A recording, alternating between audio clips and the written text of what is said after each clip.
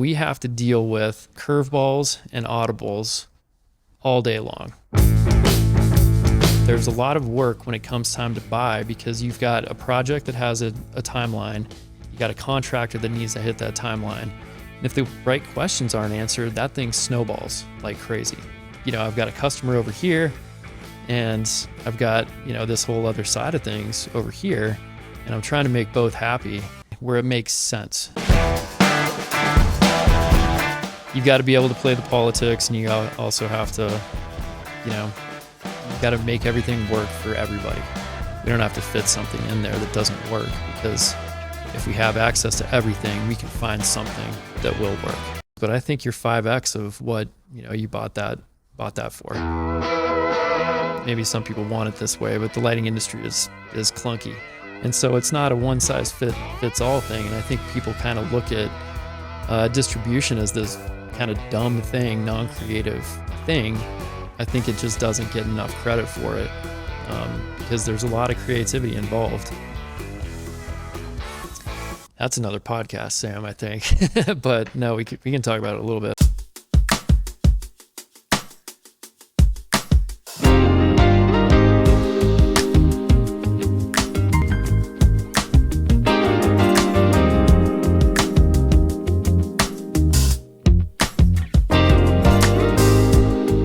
Welcome to the Light Pod, built by Light-Eye, the #1 podcast for the people, process, and product behind design, all with a little love for light along the way.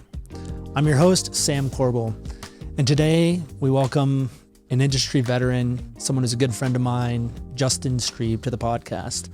Justin, you've been in this industry for over 20 years. You've seemingly done everything. I know you're a University of Colorado grad, go Buffs. Go Buffs. And you were a lighting designer straight out of college. But now you run a whole bunch of companies in the lighting industry. And one that's really cool and really important, which we're here to talk about today, is a company called Logic, which is a distribution company. Something that you formed out of necessity when you were a lighting designer in the Aspen marketplace. Why? Why did you do that? When everything went down in 2008, we could be the low guy because we had no expenses. We were able to garner work when everything was really going down. And in 2009, it was kind of the low point in 2009 when we had started the company, we had run out of money, we had, the whole startup story kind of thing. And we had to get work. And so we ended up finding the work and beating other people out on price. At that time, we also needed to figure out another way to make revenue. And that's not the whole story behind Logic, but we also, whether we were working with Bob or when we started working on our own, we would go to job sites and we would see product on our job sites that was not the product that we had in the specification that we put together, that we spent all the time to put together. And, somebody paid us to put that together. And how did that make you guys feel? Well, it made us feel bad enough to start a company around it. So we were annoyed enough to say, we want control of this and we want to, be part of that process. And how well did it work? Well, that's a loaded question because let's go first 12 months. How well did it work in the first 12 months? I mean, pretty bad. We didn't understand anything it entailed.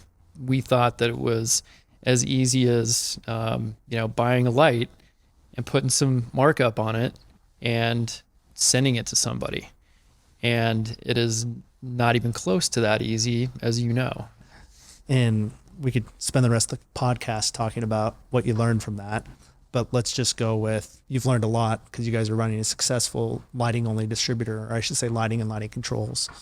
But before we get into the nuances of it, Justin, why does a lighting distributor exist?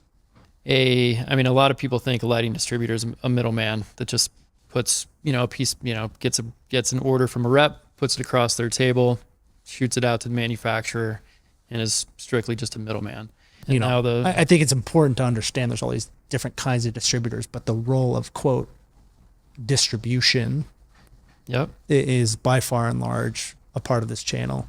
Yeah. And, the biggest part of it is a distributor has to get terms from that manufacturer, and the distributor has to pay that manufacturer directly. What ends up happening is that distributor has to essentially be a bank. And so in the industry, everybody looks at a distributor as the bank. Rep does not necessarily want to be the bank, and that's why distributors exist. So that's part of the reason why distributors exist.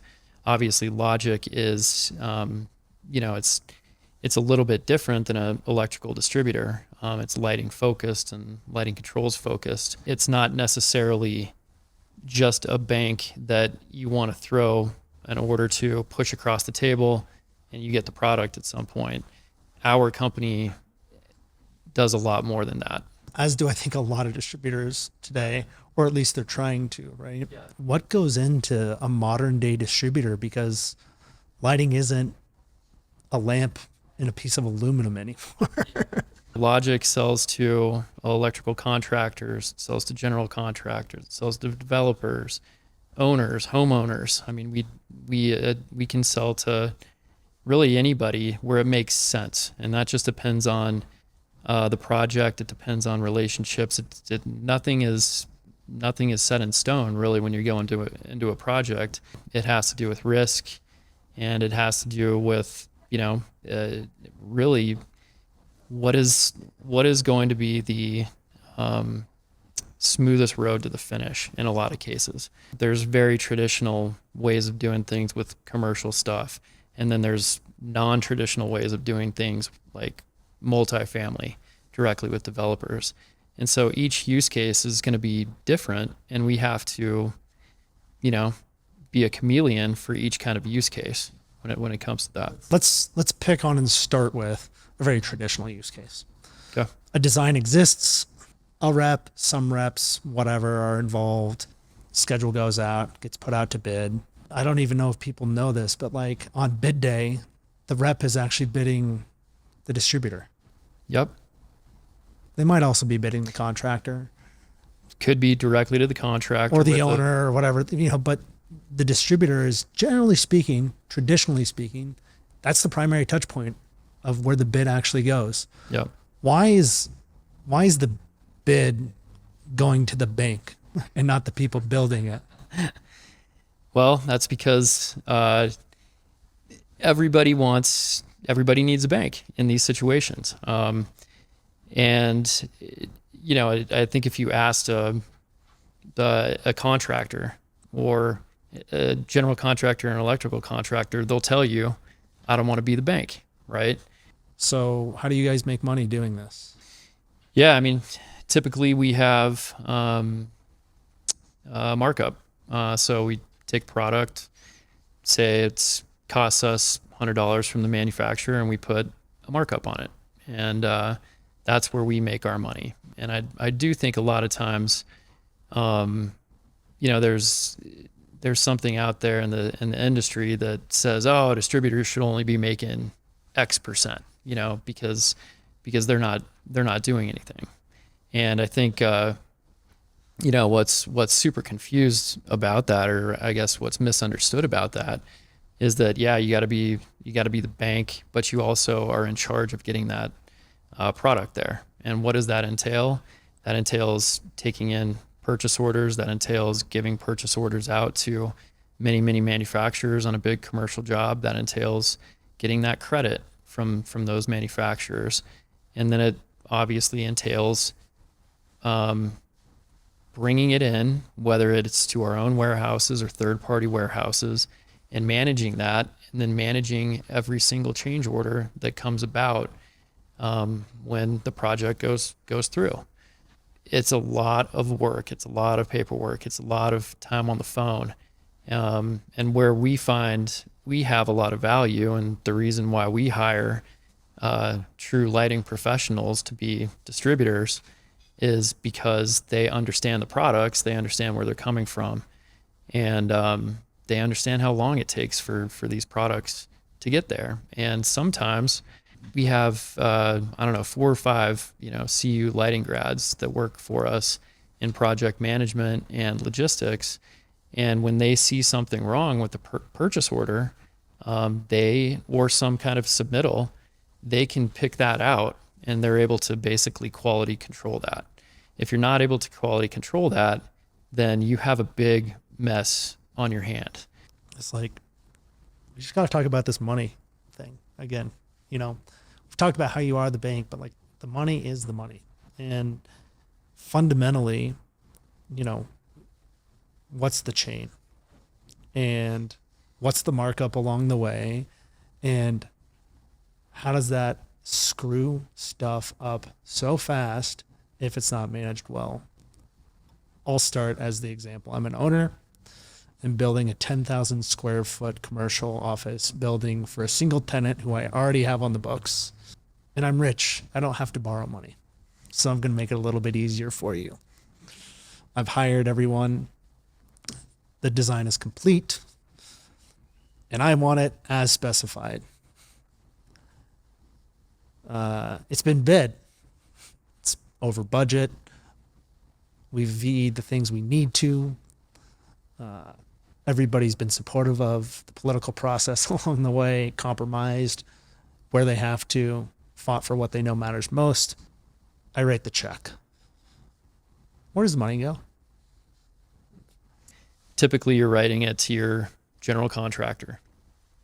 Typically, that general contractor is then going to write it to his electrical contractor. And I'm just using a typical situation. You're going to write it to the electrical contractor. The electrical contractor is then going to write that to the distributor. The distributor is then going to write that to the manufacturer. The manufacturer is then going to, depending on if they're buying it from another manufacturer in China or they're making it themselves, they might stick it in the bank, or they might have to cut a check out to their manufacturer in China or their manufacturers elsewhere. Then that manufacturer has to cut a check to the rep. And that check to the rep depends on if they have just their straight up contractual commission or the overage that they might have put on it, depending on how much work that they put into it. So if you look at it, say it's a product that's coming out of China, right? You say it with a smile. I feel like there's a reason behind that. Does a lot of product come out of China in the lighting industry? I think everybody knows some product comes out of China in the lighting industry. It just doesn't show up in America just out of nowhere. But so let's say we got an OEM situation going on. You buy something for $100 out of China, and then the manufacturer in the United States has to be charging at least $250 for that, because you got to pay customs and shipping and tariffs now to get it over to America. And then they have to make a certain margin to be able to, one, pay the reps, two, assemble it if they're going to have to assemble it, and then, three, do their own marketing, have their own people. I mean, all the other overhead. So let's just call it 300 to be safe. 100 from China, 300, from a manufacturer as a DN price out. Now, I think, most people realize that a rep can't live on 10%. Most businesses cannot, and maybe this is news to some people, but most businesses can't live on a 10% margin, or at least start there, So I think just from like a calibrated conversation, like software companies make 60 to 100, maybe 400% on.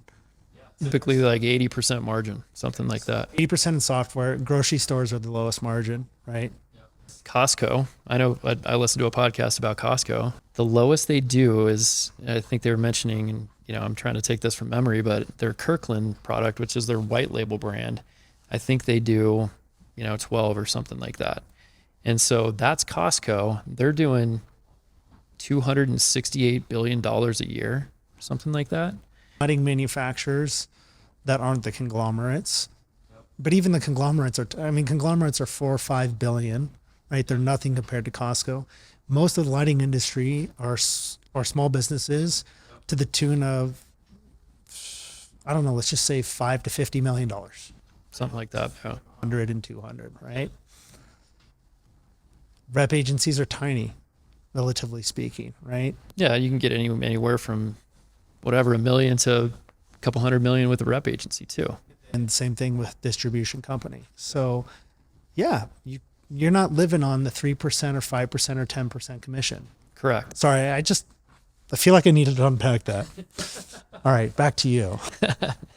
Yeah. So like, a lot of rep contracts are 10%, right? And then, from the manufacturer, and then that gets split up three ways traditionally. 25% to the company that's writing the order, where that company's from or whoever's doing it.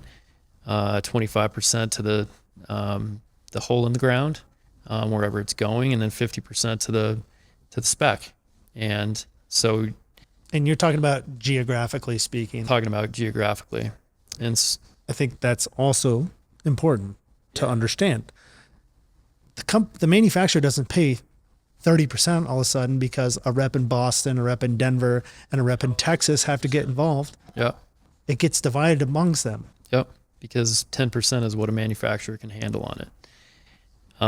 Now that's why overage, which is sometimes a 4-letter word in the industry, is necessary, and it's completely necessary, and it's completely fair, because there's a lot of time spent.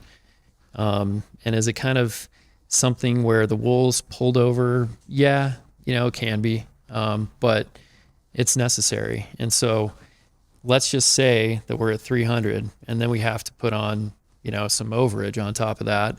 And then we get to the point where it's actually the distributor's turn to then take it and sell it to, we're going to call it the electrical contractor. So let's say it's another 10% overage on top of the 300. So we're at 330.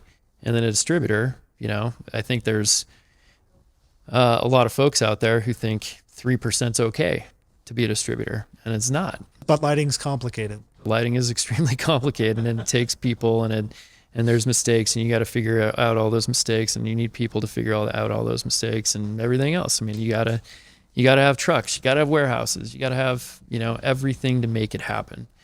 And so that can be anywhere from, let's just use 3 because that's a fun number today, to whatever, 20%, 25%. It depends on what it is, and it depends on the volume of it, and it depends on just how complicated it is. Are you in a union-driven city? Are you in the middle of nowhere in middle America? Yeah. Are you going across the border from Canada to the United States or vice versa? Yep.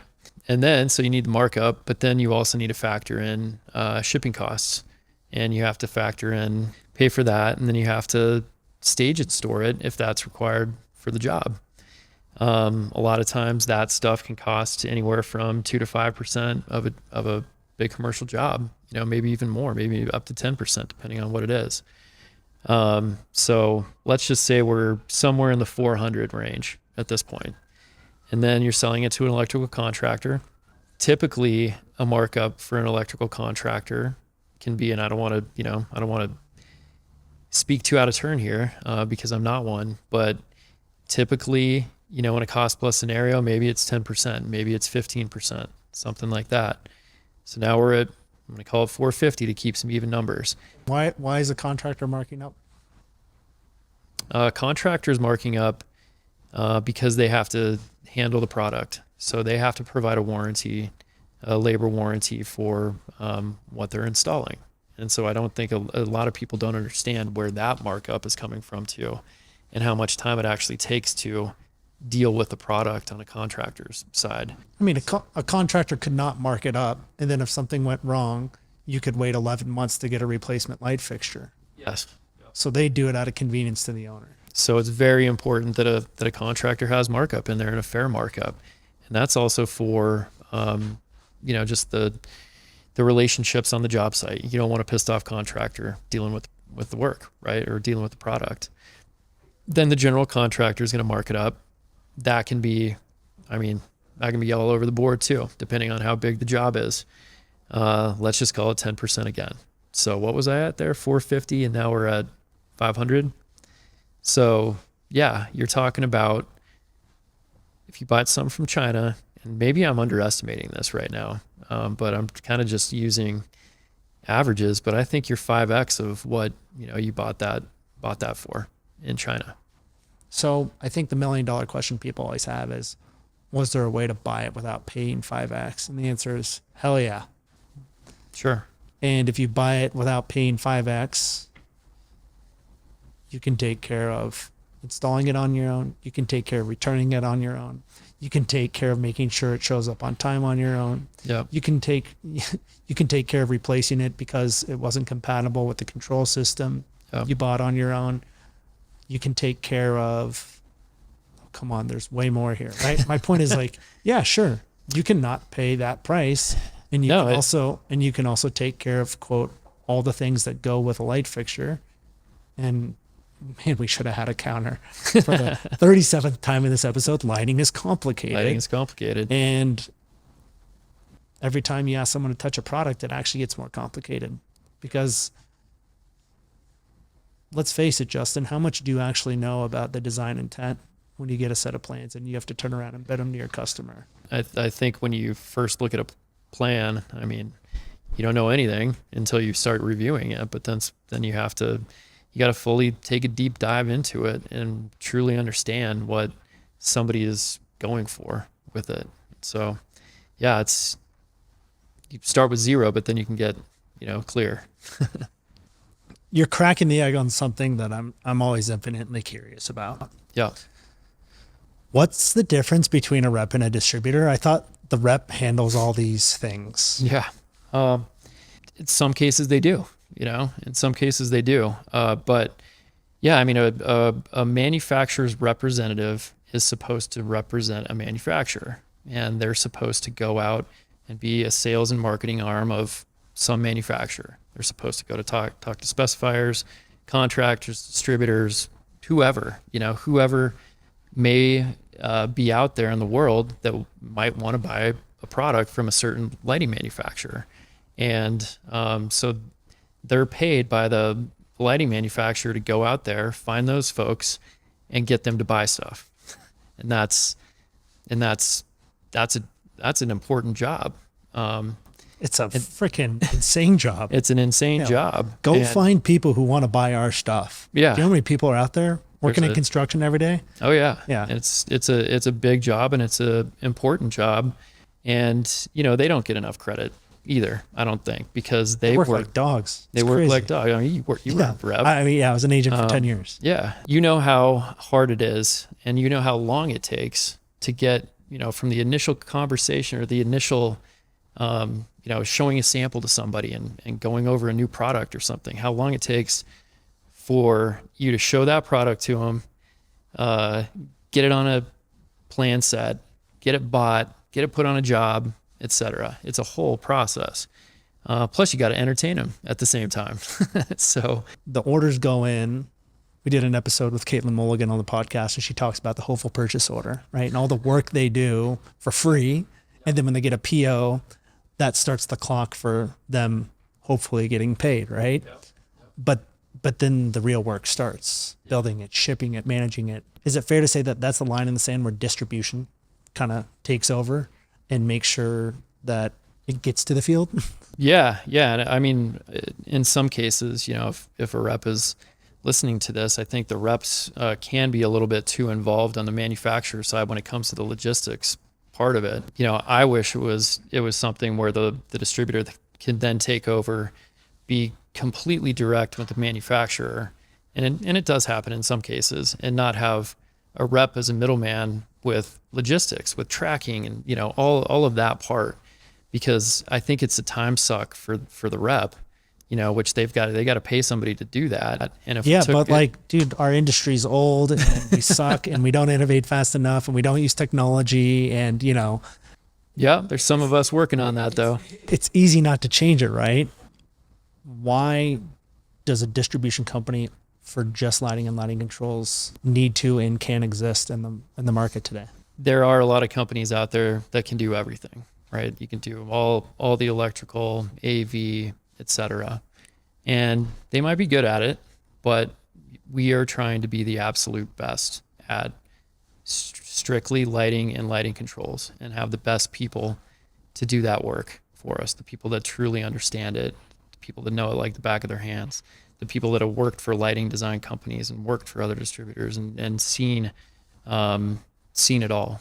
You've been at this for over a decade, and you've got some of it figured out, and I know you're still trying to figure out other parts of it. Lighting's so damn complicated, and it's not getting easier. So unpack for me what a day looks like as a lighting distributor. What are the crazy things that happen? I think you know better than anybody, even if that purchase order is absolutely dialed, that manufacturer might send out pallets of stuff that's mislabeled. It might send out the wrong product. It might do anything. And, it's not like I'm saying that we don't make mistakes on our side from time to time. I mean, we're human. Everybody does. So along the process, you've got, a specifier that puts together a fixture schedule and works hard at that. And they might have got that thing just absolutely dialed too, but they might have made one little mistake on there, or there might be a little TBD on there or something like that. And if the right questions aren't answered, that thing snowballs like crazy. There's a lot of work when it comes time to buy, because you've got a project that has a timeline. You got a contractor that needs to hit that timeline. And then wherever that specification and submittal package is at the time that they want to buy it, like everybody's, wanting to buy that thing immediately. And so you have to react as best as you can. And then as a distributor, contractually, we're obligated to get it, to the contractor when we tell them that we're going to get it to them. And so we have to deal with curveballs and audibles all day long. As you also know, it's not getting easier. Things are getting a little bit more complicated on the spec side and the submittal side, because you have so many options to choose from. And I don't know. I think, again, we focus on the quality control part of things, and sometimes it goes really slow because we want to make damn sure that everything is correct before we put something out there to a manufacturer and go have them build it. Once they build it, it's made, and for the most part, a lot of these custom specs are custom fixtures. I think it's important to address something. Specs are specs. It's design intent. There's a lot of love behind it. There's two dominant go-to-market strategies across North America: as specified and the package, right? The package is, you can use any products from this rep's line card because it's one throat to choke, right? It is efficient, it's convenient. And a lot of markets around America kind of have drifted in that direction because it's the path of least resistance, right? Distribution could potentially be viewed as less of a critical component of a project when one rep controls it all. I think it's pretty fair to say. But there's plenty of work where reps aren't involved, right? Where there's different go-to-market strategies, but the product still has to be purchased. Like, there's national accounts. There's all kinds of ways manufacturers sell product that don't involve the rep. And I don't know if people are aware of that, but like, that totally exists. Yep. But then there's also a lot of projects that get designed, and the answer is, it doesn't matter who the rep is. This is what we're using. And then you guys really have to, you got to dive in. Like, you're getting submittal packages with different formatting and different fonts and like different knowledge levels, different time commitments to that project. I mean, realistically speaking, if 3 reps are involved in a project and the lighting package is worth $1 million and 2 reps are supplying 80% of that, the rep who's only supplying 20% of it probably isn't going to pay as much attention to it because it's a dollar in, dollar out thing, right? But you have to pay the same amount of attention to all of that, regardless of where it's coming from. Mm-hmm. Break me down. What did I miss? This might be a bit of a rabbit hole here. Okay, let's go. Yeah, so we work in multiple markets across the country, and each market is different. Some can be spec, some can be package. And at the end of the day, each market has its own set of circumstances and its own set of relationships that we have to manage within that certain market to be able to buy an as specified package. I came from lighting design. I know how hard it is to get from concept to basically a submittal package.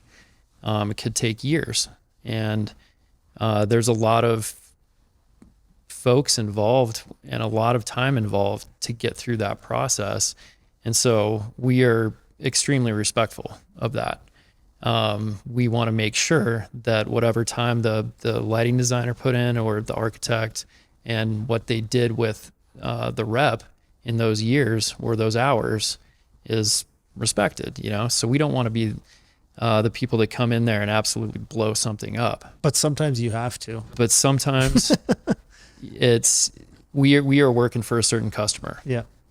Our customer is who pays us. And generally speaking, it is not the rep or the designer who's paying you. That's correct. The rep or designer does not pay us. So somebody else pays us, whether it's a contractor, owner, or whoever, developer. Yeah. I'll take a multifamily because the last 2 years have been so hard in multifamily with the interest rates and everything else. That developer has to make that project pencil somehow. So it's one of those things where you might go into a project and then there's a financial cycle that's happening outside of the lighting industry that's affecting a developer's world and whoever worked on that project. And it might have been for 2 years, it might have been for 3 years, whatever it was. At the end of the day, that project has got to get built and it's got to pencil and it's got to make that developer money. And so that's, when packages can come into play, and that's when some folks turn to us to make those packages and have as much respect for the original design and the intent and try to put something together that makes both parties happy. I think the interesting thing is, like, a rep would say they can do that exact same thing because they can, sure, but they only do it with the lines they have access to. While you guys may have one degree of separation from the manufacturer through the rep, yeah, you have access to the entire market. Yeah. I think, you're the bank. You'll do business with anyone who wants to buy or sell something, right? Yep. I don't call, the toy company when my daughter's toy breaks. I call Amazon because it's where I bought it from. Mm-hmm. So people are always going to come back to where they buy things from. And in this instance, it's you. What happens when the developer calls and says, we're cutting everything on the project by 15%, and it's multifamily and lighting's already the bare bones, and the second cheapest thing available on the market is where you're at already? How do you navigate that? You've got to be able to play the politics, and you also have to, you got to make everything work for everybody, really. And so we find ourselves doing just that, figuring it out from all sides. We have to sit down and we got to look at who's involved and what their interest is and try to make decisions that make sense. If you look at like a major market, there might be 4, 5, 6 major reps in a market. And if you split that evenly, which it's obviously not even, what we are able to do is go out and sell whatever we want and whatever makes sense. And I've always kind of used the terminology when we talk to people about this is we don't have to put a square peg in a round hole. We don't have to fit something in there that doesn't work, because if we have access to everything, we can find something that will work. Can we say it? Every project goes over budget, right? Like look at it. Yeah. What do you want to pick on? Like, let's talk about an airport. For the most part, an airport has, maybe should have unlimited amount of money, right? It's built by tax dollars. It's going to be designed to spec. At the end of the day, everybody has a budget, and those budgets can change. I think we go into those kind of projects really thinking that we're going to go as spec, and that's okay. And we're not going to have to change things. But when it comes down to it and we have to change things, we have to change things. And so we have to look at what we do is we go in there and analyze what can make the biggest impact. You have a bill of material, you have prices associated with it, and each one of those line items has a certain percentage of your overall BOM. If I've got something that's 25% of the overall BOM, that's an obvious choice for us to say, okay, well, why don't I pick on that one a little bit? Because of the money. It's because of the money, but it's also because of the politics too. If I go in there and I only have to, make a certain amount of ground up on this project, maybe I can only work on one line item, and just leave the rest. And so what that does is it helps us get through that process easier with both, the reps, the lighting designer, whoever's in charge of the spec, the engineer, architect. So let's say that's a linear LED 4-footer, slot. Okay, there's how many of those do we have out there? More than there are orange cones on the highway, Justin. So, and that's kind of an easy example to use. But I mean, at the end of the day, there's a ton of 4-foot linear slots. So maybe it's something that costs $150 a foot, and maybe we can find something with the same characteristics for $125. Maybe that makes up the ground, and maybe it's actually within the same rep's line card. And so then you don't, pick on that rep too much, keep it within their line card. They still get the sale. Because they've put in a bunch of time and effort on the design of the project. Correct. They've put in a bunch of time and effort on the project, and we don't necessarily want to take that away from them because at that point in time, they obviously deserve that commission. We try to find those simple solutions that get us to the end zone as fast as possible. And, sometimes it's not as easy as that. Sometimes you got to pick on several things. But at the end of the day, you have to think about, who did the work, how, when, and, you got to think about all the different variables that go into it before you just make one call. If you make one call and you say, screw it, I'm just going to wipe this thing out, and you're not thinking about it, that's when relationships are hurt.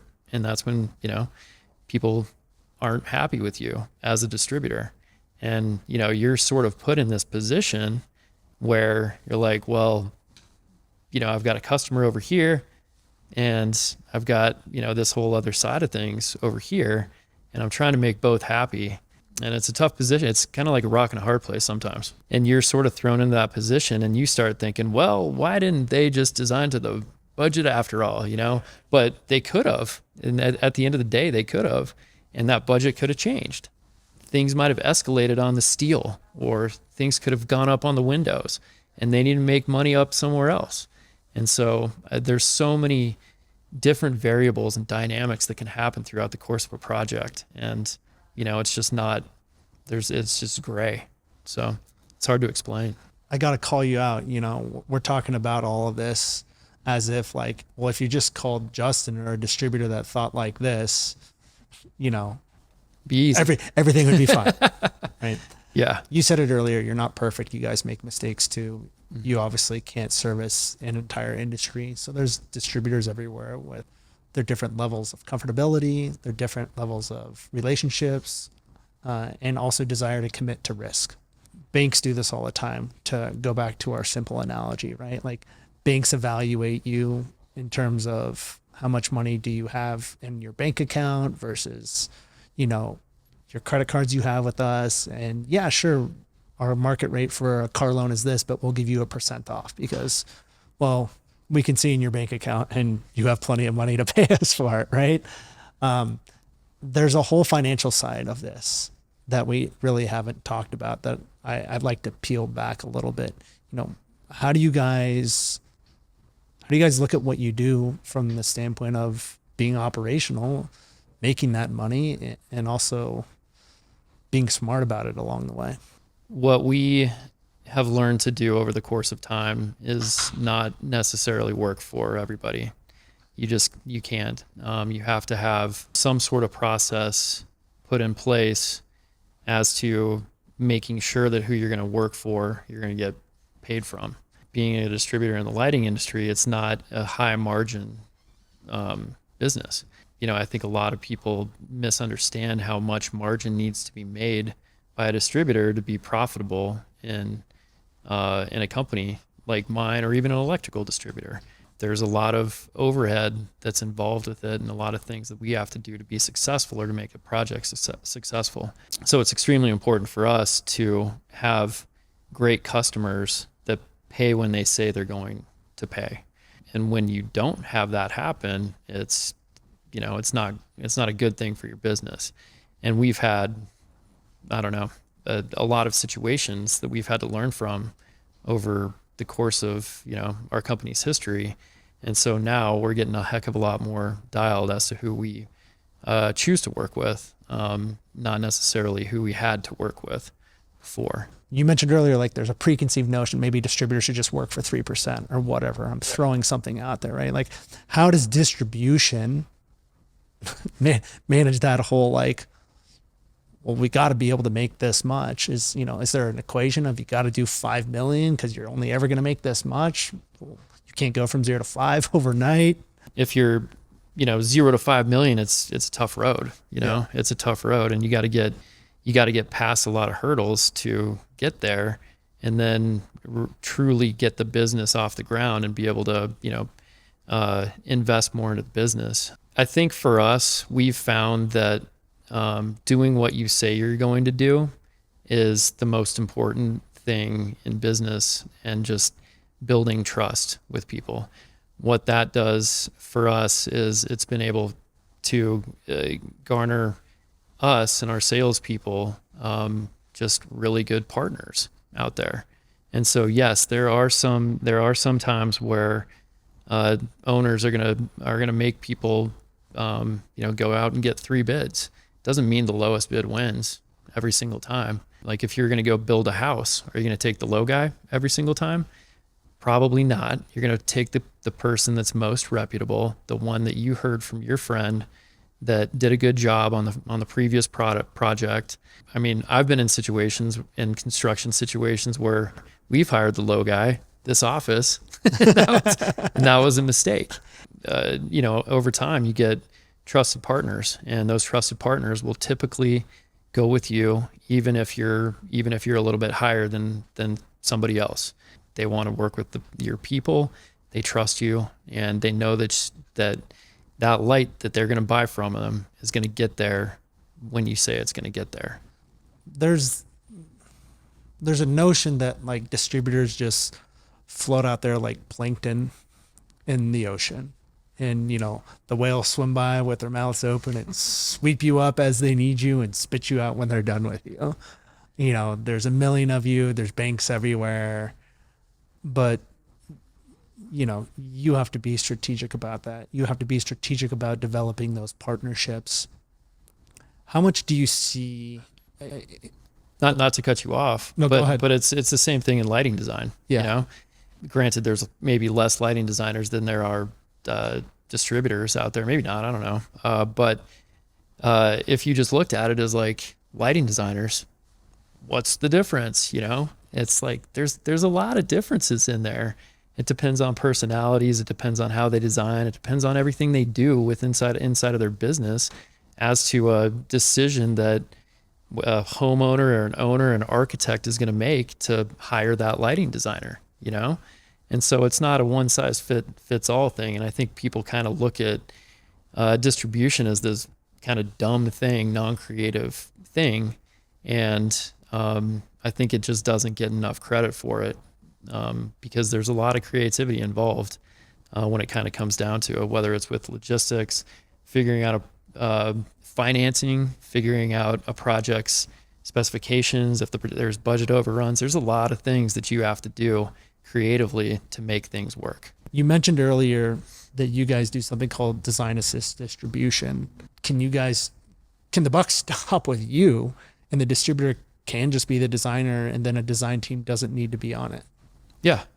So that's a good multifamily situation.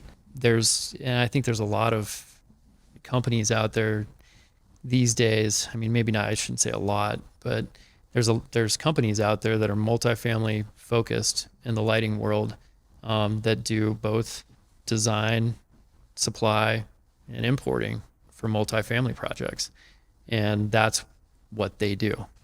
An architect obviously has to be involved, but it's the developer that's bringing those companies in there to say, hey, I got a $150 to spend on lighting controls on my $500,000 square foot multifamily, and you have X amount of dollars. Go make me the best thing that you can. You know, I don't have the money to spend on a lighting designer in this particular situation, and I just want to see the best thing that you got, and then they just multiply that over all their projects in different states or whatever. We did that as a kind of a response, because we could, because we had design background, we have lighting designers on staff, and we have the supply side. So why couldn't somebody come to us and say, hey, I want to use you for design and use you for supply, and then I got, like you were saying earlier, one neck to choke. Now you're responsible for everything with the lighting, and that makes sense to people. So there's 50 or 60 billion dollars worth of lighting that's getting shuffled into buildings, right? Mm-hmm. What percentage of that runs through that traditional spec bid build channel? For whatever reason, I feel like the numbers like $18 billion or something goes through the spec market, like the reps and the architects and everything else. And then there's, the rest of it is everything else, all the other lighting in the world. But you see all these needs for distribution outside of the traditional spec market as well. Correct. Yeah. Yeah. And that's kind of a hidden market out there. It's not hidden to the people that are in it, obviously, but it's hidden to, the AEC world a lot. A lot of them just don't realize that all of that exists out there. And so, yeah, we try to hit as much as we can. We've got, we've got feelers out there for a lot of it. I think it's only going to grow. I mean, there's projections, that are getting to the 100, 200 kind of billion over time. So we'll see what happens. There's an obvious fact here, and we haven't necessarily presented it, so I just kind of want to tee it up there, right? You've got traditional distributors, CED, I think, is one, QED, Jex Pro, Graybar. Traditional electrical distributors, yeah. Distributors, yeah. And they're obviously just managing like billions and billions, right? And then there's a handful of very successful businesses like yours that are growing, that are not in the billions, they're in the millions, maybe even single digit millions, right? But they're growing. Why? No, I think it's the same reasons that I was talking to before.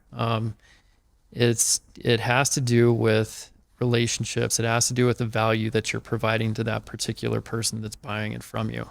Even if those guys, which they have their own value. They're a giant bank. So they're, as from a financial perspective, yeah, if that was the only thing that you took into consideration, why not buy from those guys? Because I don't think CED is going to go out of business anytime soon. They're gigantic, so what is it worth to you to have? And, I'm not saying that these guys don't have people internally that are really good at lighting. What is it worth to you as a customer to, work with somebody that you feel is the best out there, or the best for your particular situation, versus somebody that you might not know, might be a faceless entity or something like that.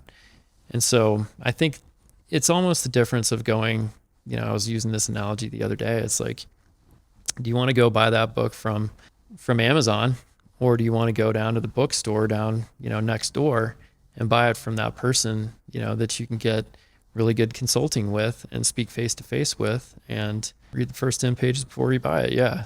I think it just goes without saying, lighting's complicated. It's hard to figure out. Things can go wrong. Things can go right. Mm-hmm. Passion can drive so much. Yep. Passion can also solve so many problems. So you definitely just play golf for a living, drink beer, Yeah, and hang out with people and get orders, right? correct. Yeah. You don't talk about That's part of it. Yeah. You don't talk about any of this. Uh, all jokes aside, like it goes back to that trust component and spending time with people as humans, but then getting down, not into the dirty, but into the sophisticated, Mm-hmm. and dialing this all up. You mentioned about halfway through the podcast, it's a rock and a hard place as a distributor Sometimes. because you got to please the person with the checkbook, but then there's people on the other side of it who are just hoping what they worked on, they're going to either get paid for, i.e. the rep, or, the designer and their intent. As you look through your lens of, what the future of, we'll call it highly attentive distribution is. I like it. I just trademarked it, by the way. You can't have it. Let's put it in. How does the lighting industry evolve, knowing that, you and other folks like you have been successful doing this? That's another podcast, Sam, I think. But no, we can talk about it a little bit. I mean, I think everybody knows that maybe I shouldn't say everybody, and maybe some people want it this way, but the lighting industry is clunky. I mean, you look at other industries and you kind of look at ours, and even internally in our company, I mean, I look at my company and I'm like, wow, like we're still doing stuff this way. How do we get away from this? Like, how can we make this faster? And I think there's some stuff popping up, some really cool companies, as everybody knows, inside of the lighting industry, that are trying to pave a path to make all of this a little bit easier. And it does start with just ideas, and it does start with people putting their necks out there and willing to, be that person and potentially be that disruptor to the industry. And there's definitely some things going on right now that I think 10 years from now looks a lot different for us. I don't think we're sitting here in the same room talking about the same stuff. I think we're going to get a lot better and a lot faster with how we get from something on plan to the end zone. There's just going to be, there's already tools popping up that are making it a lot easier for us to make it quicker. Do owners, the people with the checkbooks, have the right to drive that innovation? I mean, can they start to say, you have to work for less and you have to implement this technology? I don't think they can yet.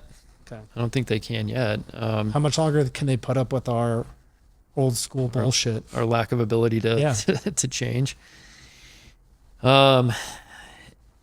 Yeah, I mean, I think it just depends on, maybe there's another construction company out there that's working on flooring or carpet or something like that, that's figured out a way to get to the end zone fast, and maybe they can apply that to lighting, and maybe there's a massive upheaval in our industry. Maybe the manufacturers look at it and say, man, I could really get to customers faster that way. Maybe I can, figure out a way to get to a purchase order faster that way. Maybe I can get paid faster. Maybe that can ship faster. I think there's a lot there that can be done. And it's going to happen, and it's got to happen within the next 10 years. Connected, communicated, paid, Yep. assembled, installed. All of it. Other people are doing it. Other industries are doing it. It all changes. As we sit here and close out this conversation today, I just want to thank you. Thank you. Thanks for sitting down to have this conversation. I feel like we talked about nothing, and we talked about everything, Yeah. There's so much to unpack about the channel and sales and what the hell goes into it. Yeah. I do think there's so much more to unpack from what we've talked about today, and I'm interested to get the feedback on it, and happy to share that with you, and frankly anybody that listens to this. Like, what do people want to know more about? What do people want to learn more about? we've got to start putting ourselves out there and try new things. If you're listening to this still, just remember, Justin was literally a lighting designer at one point, and he got pissed off that he couldn't have control of it, and it led him on this journey. So don't ever be afraid to go try. Don't ever be afraid to fail. And I guess to that extent, you got to leave us with, the story of the podcast, which is, well, what do you still laugh about today? That one moment where you just screwed up and you're like, damn it, did it get me good? I don't know. That's talk about another loaded question. How many how many do you want me to talk about? We decided to not only, start our own distribution company back then. We decided that it would be a great idea to start our own electrical contracting company at that point too. And that was because we were, again, it's a small Aspen market that I started in. And we said to ourselves, like, well, if we can do that, then why can't we do, well, both the lighting control and then the shades and then the electrical contracting, and then, somebody can come to us for everything, and we can control the entire process from start to finish, and we can control the quality, and we can do it faster and everything else. Turns out that was not a great idea for us. Turns out that we were not capable of managing an electrical contracting company as well as everything else that is entailed with lighting and lighting control. Lighting is complicated. And so it was better for us to focus on that we did well and let other people do the contracting. So it was a misstep. It was a interesting thing to do. It didn't kill us. We actually learned a lot. It was kind of interesting because we were able to put lighting designers that we were getting out of school onto real actual job sites, have them, what do we call it? I forgot what we called it, but it was basically like 3-day training. And so they would just be electricians for a day. That's what we call it, electrician for a day. And it's great for them because I think a lot of lighting designers, both, don't know about the business when they come out of school. They don't know what a distributor is when they come out of school. They barely know what a rep is when they come out of school. A lot of times they're just trained as straight up lighting designers. You know that. I know that. Then we kind of put them in a place where they actually can see what a electrician does and understand the whole process.